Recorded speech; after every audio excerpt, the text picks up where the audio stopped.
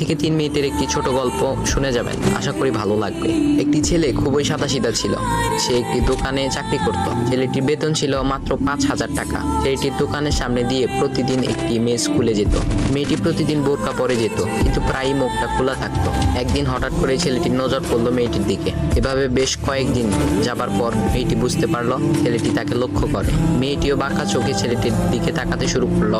ছেলেটি মেয়ের চলাফেরা দেখে মুগ্ধ হলো।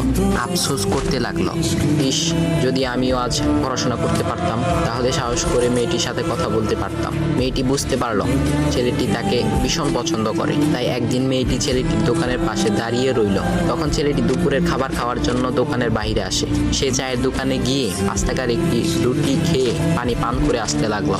তখন মেয়েটি তার কাছে গেল। তুমি ভাত খেলে না, রুটি দিয়ে পেট ভরবে?